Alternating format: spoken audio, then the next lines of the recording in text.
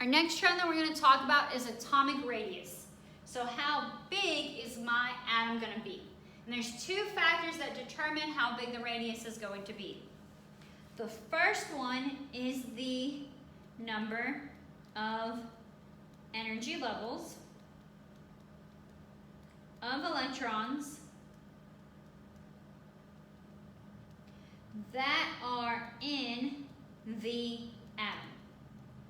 So I want you to think about the N quantum number. So the first thing that makes a difference is the N, the principal quantum number. Because that tells me how many energy levels I have. The second is the effective nuclear charge, which is why we just talked about it.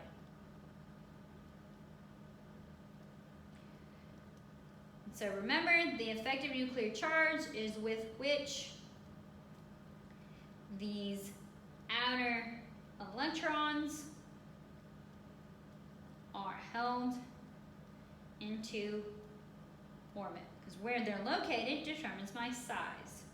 So the two things that affect how big is the number of energy levels and that Z effective. Those two things are going to determine the size of my atom.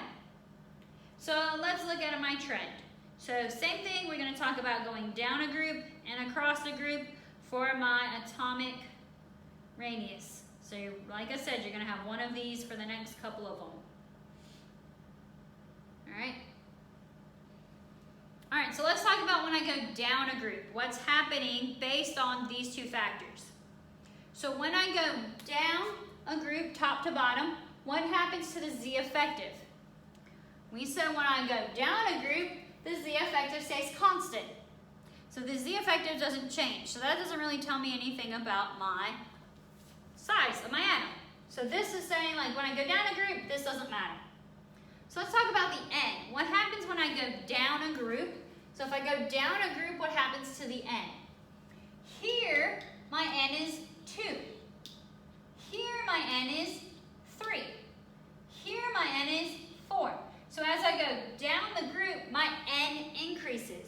And remember, as I go down, N is telling me the number of energy levels, the size. So if my N gets bigger, then I've got more energy levels, which means the size of my atom gets bigger. So as I go down a group, okay, as I go down, my radius is going to increase. So down a group increases, because I have an increasing value of N. So the bigger the N, the bigger the radius, more energy groups, so bigger size. All right, let's talk about what happens left to right. So left to right, what happens to my N? So if I start here, this is a N equals 2, 2, still a 2. My orbitals might change, but the energy level, the N is still the same. So those are 2 S's, these are 2 P's. So as I go across, the N doesn't change. So when I go across, the N doesn't make a difference. This doesn't matter. So let's say, well, what happened to the Z effective? When I went from left to right, the Z effective increased. So let's think about what that means. So if the Z effective increases, that means that this guy has a higher number. If it means he has a higher number, it means he feels the positive charge from this nucleus stronger. So if it's more positive strength, that means he's going to be more attractive to the protons. So the higher the Z effective, the more he's going to want to kind of come in because he's attracted. Remember, opposites attract. So the higher the Z effective, the more that he's going to kind of shrink in. So if the Z effective increases, then my size is going to decrease because it's going to suck in my atom. So as I go from left to right, the Z effective increases. But what happens to my radius is going to decrease. So it decreases. Okay? The effective nuclear charge increases and it pulls everything closer together. So this is my trend. As I go down, my size increases. As I go from left to right, my size decreases. So let's put this together in a problem. So referring only to the periodic table and what that means is that there are some periodic tables, like this guy, that gives you numbers of the size. I don't want you to be able to look at the numbers, I just want you to know the general trend. So I'm asking you based on the trend. So, referring only to a periodic table, arrange the elements P, S, and O in order of increasing atomic radius. So I want radius, and I want it to get bigger. So I want to know who's getting bigger, who's the biggest. So let's look on the periodic table. Okay, let me erase all this. So let's see, P, S, and O. Here's P, here's S, and here's O. So let's think about what was my size. As I went down, it was increase. As I went from left to right, it was decrease. So P and S are right next to each other. So based on P and S, who is going to be smaller?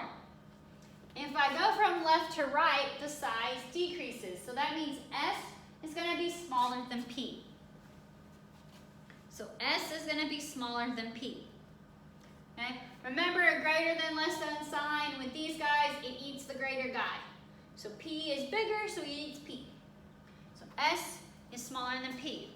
So let's talk about O. When I go down, O to S, when I go down, that means that S is going to be bigger than O. So S is bigger than O. So all I need to be able to do for that problem is put them in order of increasing radius. Okay? Another way you can think about this is the bigger ones are down here and the smaller ones are up here. So as I go diagonally across, they're going to get bigger. So O, then S, then P. So this would be my trend for this problem. So I just need to be able to put them in increasing order. So it said put P, S, and O in increasing order. So as I go, O, then S, then P, increasing order.